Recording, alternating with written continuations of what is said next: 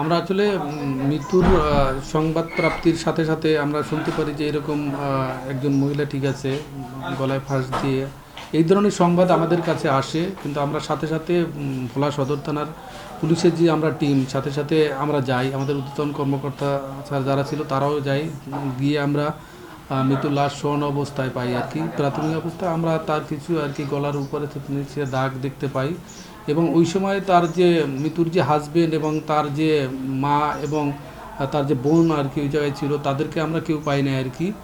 শুধু মৃত্যুর পরিবারকে আমরা পাই আর কি, মা, তারপরে তার যে আরও আত্মীয় স্বজন তাদেরকে আমরা পাই।